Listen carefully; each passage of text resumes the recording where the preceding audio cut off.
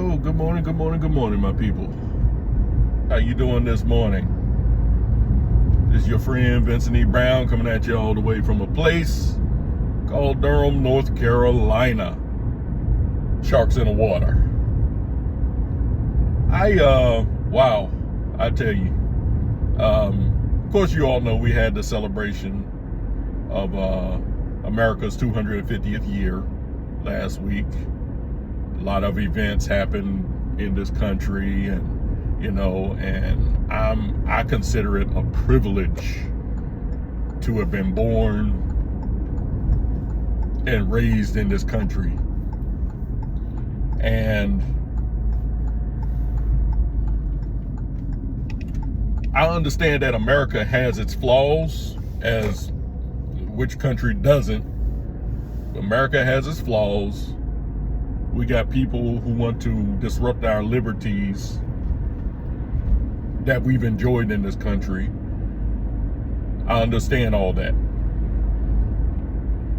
Something else I understand is the nature of sin that is prevalent in every last one of us, because we were born into sin because of the acts of Adam and Eve in the Garden of Eden. We're born with a sin nature, and people are going to do things that's against God. It's always going to happen. There's nothing we're going to do to stop that. It's not. Y'all can do your name it and claim it all you want to, but it's not going to stop. There's still going to be crime in certain areas.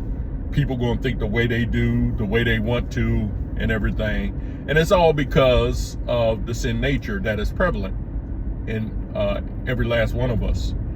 And the reason why a lot of us do a lot of these things is because that's an expression of the sin nature within us. Because we have a sin nature, we're going to do things that's not pleasing to God.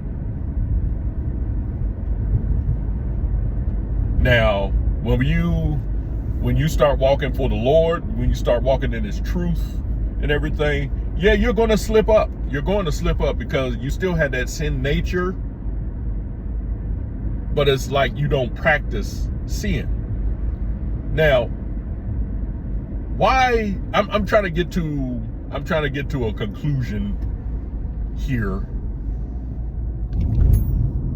because people don't seem to understand that certain people are going to be the way they are, and there's nothing you can do about it. One of the main reasons why I'm on a personal boycott of the NFL is because, they become they become more political than they are about just playing a good game. Okay. One of the things that bothered me was when, Colin Kaepernick, he gets up, he starts kneeling, saying, I can't kneel for the country of I can't kneel for the flag of a country that oppresses black people. And I'm like, which black people are you talking about being oppressed? And you're definitely not being oppressed, Colin, because you're making millions of dollars. And he gets up, makes an excuse, says, well, I know I make millions of dollars, but there are other black people that are making millions of dollars. And, well, the same can be said about white folks.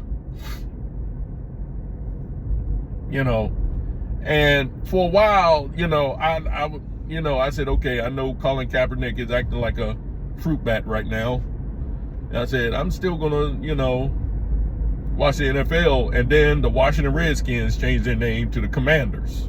Or they stopped calling themselves the Washington Redskins because they said it's racist and it denigrates a race of people and everything and stuff like that. And I said, okay, that's enough. Okay, that y'all going too far now. But one of the things I hated about watching a football game was when someone scored a touchdown and in the end zone, you see the phrase, stop racism. And when I see things like that, I'm like, define what you mean by racism. Because I know how people are trying to define racism. They're trying to dictate the narrative of what racism really is in this country. You know, they say, well, racism is when you hate somebody of another race and you have the power to do it. And so they segue into saying that this is why black people can't be racist, because we don't have the power. And before I go on, that's one of the stupidest things I think I ever heard in my life. Really. That is one of the stupidest things.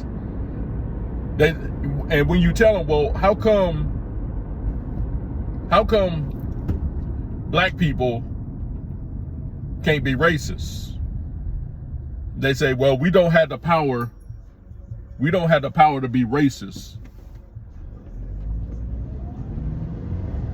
We can be prejudiced, we can be biased, but we can't be racist. And they act like, you know, just simple bias and simple prejudice it softens the blow a little bit. It makes it a little bit more palatable. You know, gives us an excuse to hate white people, basically. But that's what racism is. Racism is prejudice and bias against somebody of a different skin color. That's what that is. And no matter how you try to slice it, it still comes up the same way. Black people can be racist, but we don't have the power. What do you mean you don't have the power? We got black governors, we got black mayors, and all kinds of black people on our city councils. Had a supposed black guy for our president for 8 years. What do you mean black people can't be racist?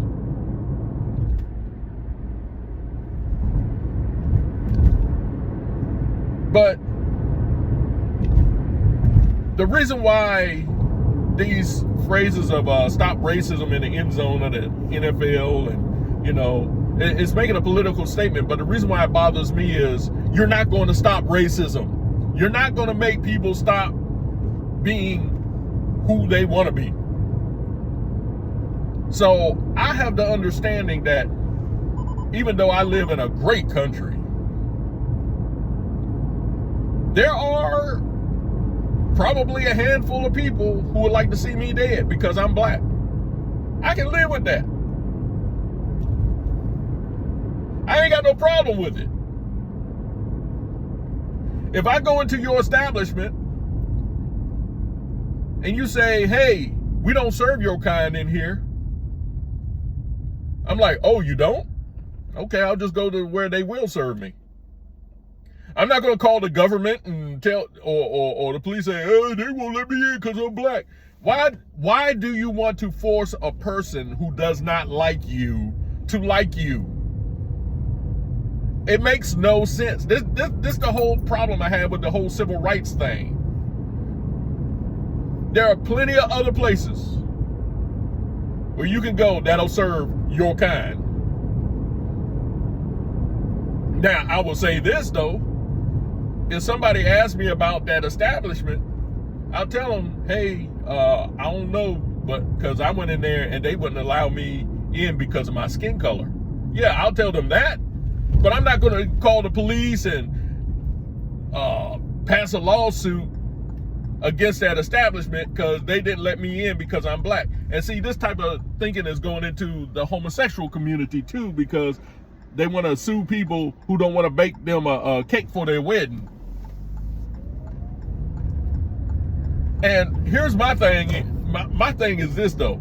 If you force somebody to serve you and they don't want to do it, like you go into a restaurant and, you know, the government came in and said, yeah, you're going to serve this person whether you like it or not.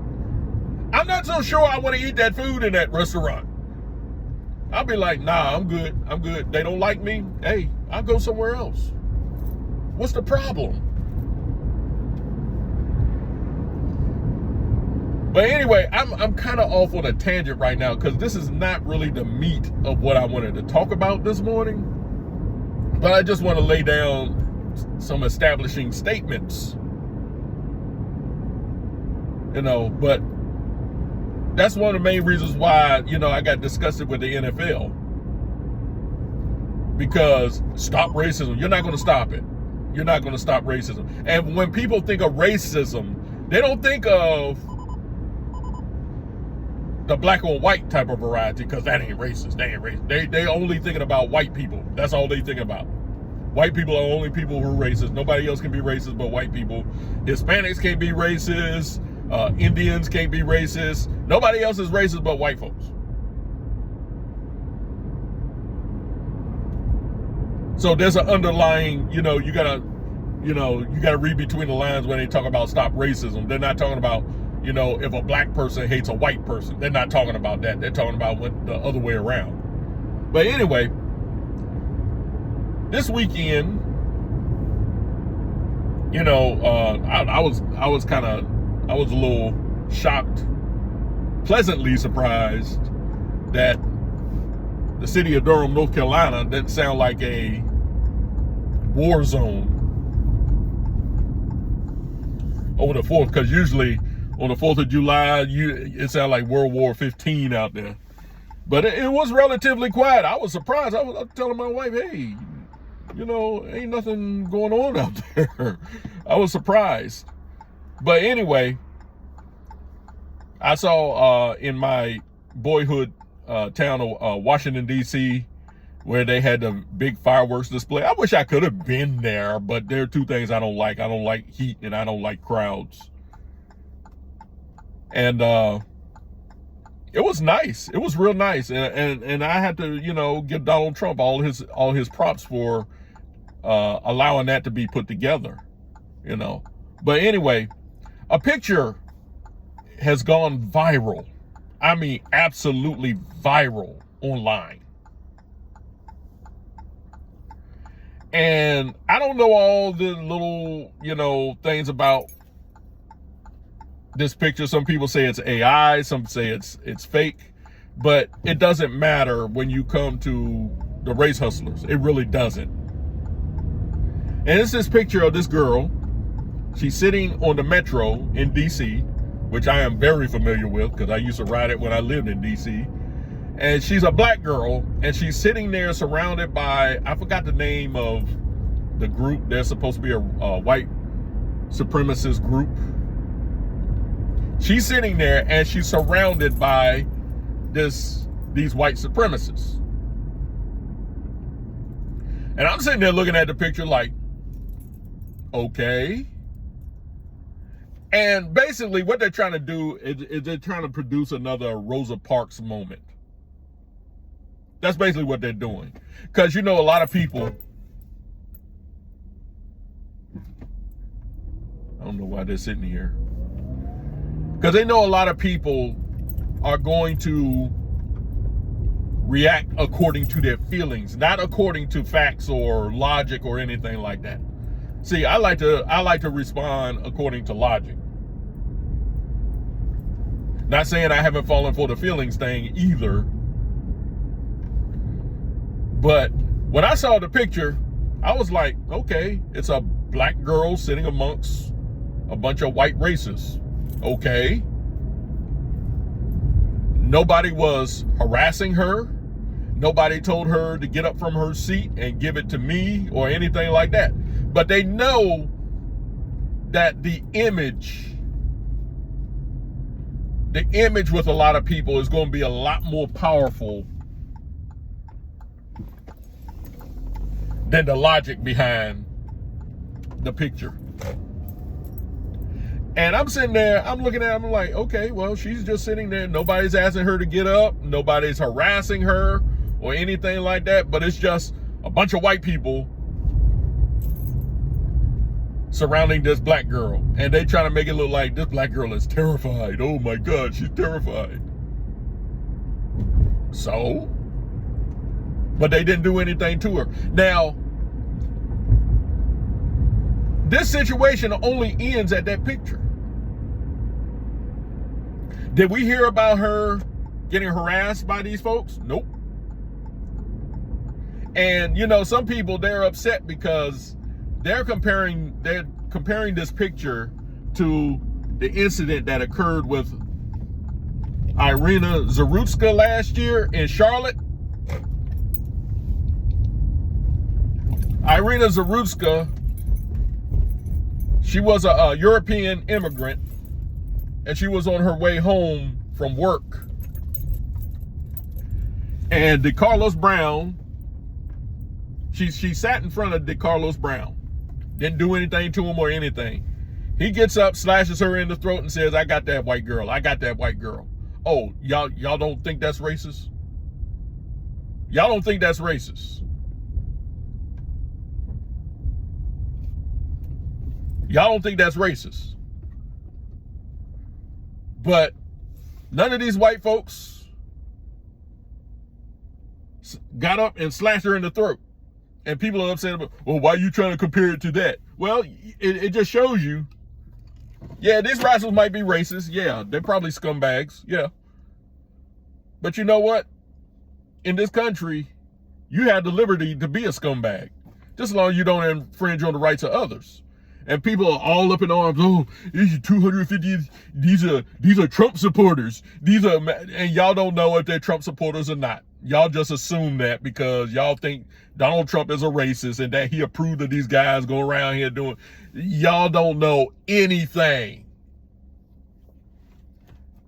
But you know, they showed them marching on DC, and I'm like, hey, they got the right to do it.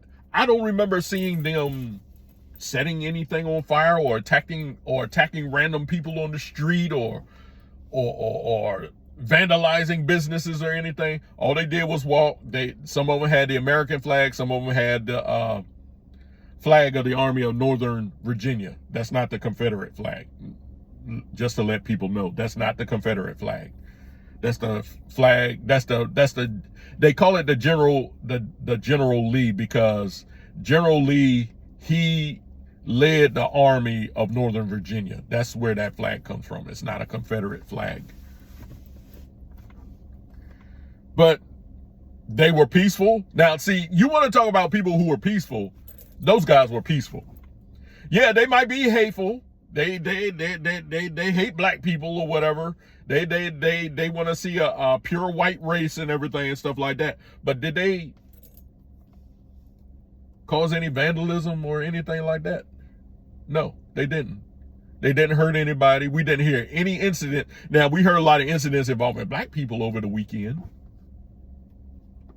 Drive-by shootings and things like that. But it wasn't one of these guys. That should say a lot. But people are up in arms. They see this picture and they're like, oh, look, it's 250 years and we're still going through the same thing. That girl didn't go through anything. She didn't go through anything. She just and there's reports that this girl is a criminal, which she could be. You know, I haven't confirmed. I've seen the pictures of her.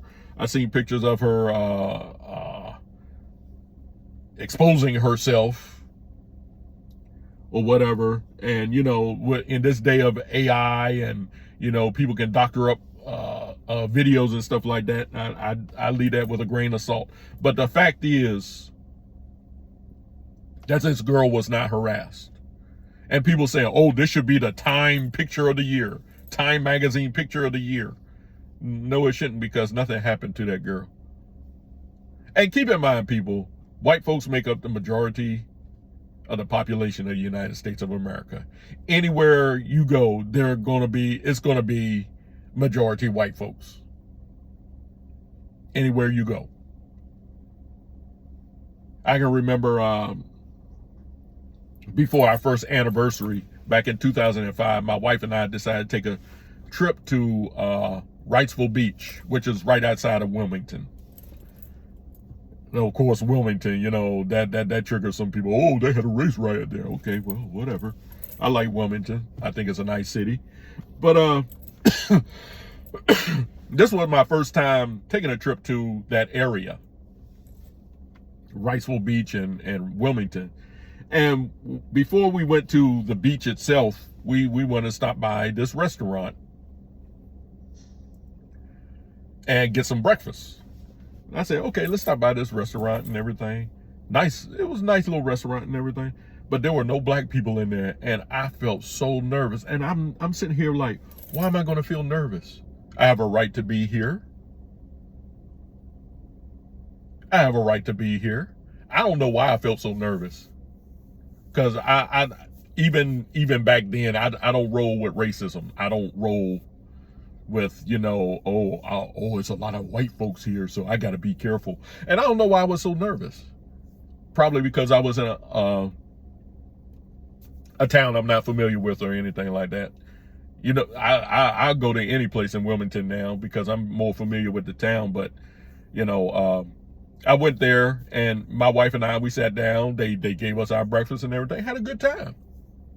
There was nothing to be nervous about. But we need to understand that you're not going to get rid of racism.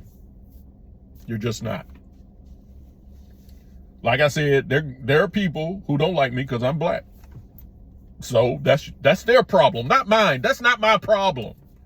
Okay? The only time it becomes a problem is when you try to harass me and those that I care about. That's when it becomes a problem. You start vandalizing my property or causing some type of harm to my family or anything like that, then we have a problem. But I'm the type of person, I can move into a neighborhood and a person moves next door to me can move in a can move next. They can move right next door to me. They can have out their Nazi flag, their flag of the Army of Northern Virginia. They can have that hanging out and everything. I ain't got no problem with it. They can even every morning they come out. They can do the Sieg Heil, the Heil Hitler towards my property. Okay, y'all go ahead. You want to be a bunch of racists and everything, But you put a hand on me, my wife, my cat, or any of my friends or something like that, then we have a problem. Then we have a problem. I don't care if you even call me the N-word. Why am I going to stop it? What's going to stop me from calling you a cracker? And why do we refer to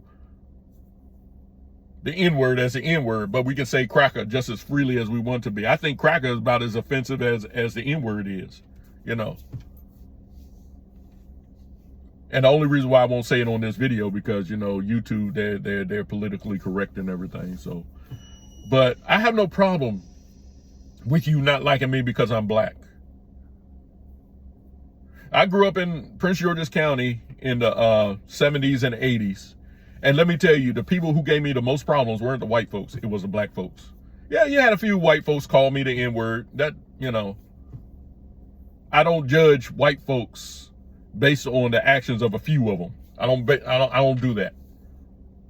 I say that white person is a racist, but I'm not going to paint all white people as racist because this one person committed a racist act against me, But it was the black people that gave me the problem when I was coming up. So, and just so you know, I wasn't a little angel either. I used to do it too. I used to talk about black people who were darker than I was and everything, and it's something I'm very ashamed of. But folks used to talk about my nappy hair, talk about my voice. I got a love-hate relationship with this voice of mine. They used to talk about how I walked and how I looked. And these were black folks.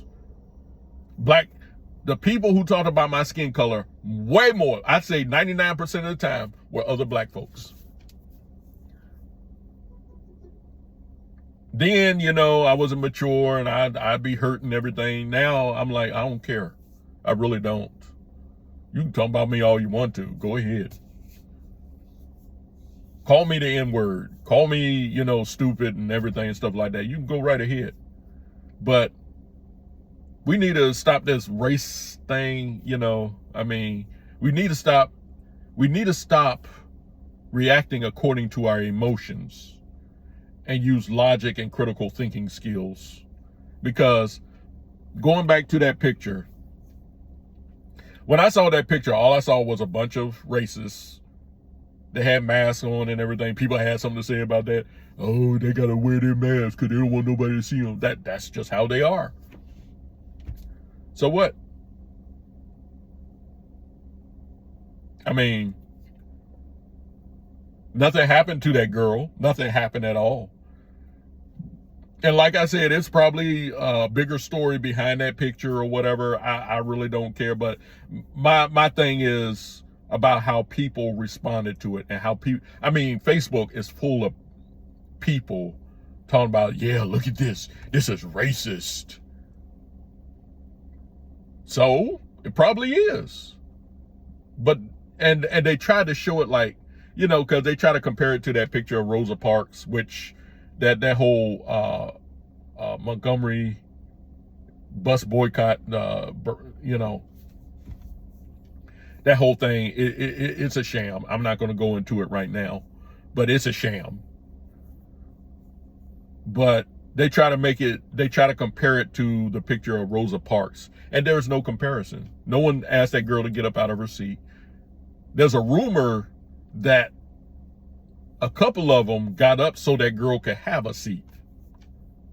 Now, I'm not sure how true that is or anything like that, but it is what it is. But folks, stop with the, you know, responding according to your feelings, because that picture didn't show racism in action. It really didn't. And, you know, the girl, you know, they want to say she was terrified in it. Maybe she was. I don't know. Maybe she was. But they didn't lay a hand on her. When they did their little march and everything, they didn't vandalize any businesses or set fire or attack people or anything like that. You know, they have a right to be racist. They do. They do. They have a right to be idiots. They do. That's what we enjoy in America. But if you want to talk about a bunch of people who want to march because of their skin color, who want to march and, you know, show solidarity to their skin color, why don't we talk about the Black Panther Party or the Black Hebrew Israelites or anything like that? Because they're just as hateful too. We always want to talk about the white folks, but we don't want to talk about the black folks. Because we's black folks, we's can't be racist. Only the white folks. Yeah, okay. But anyway, my thing is this.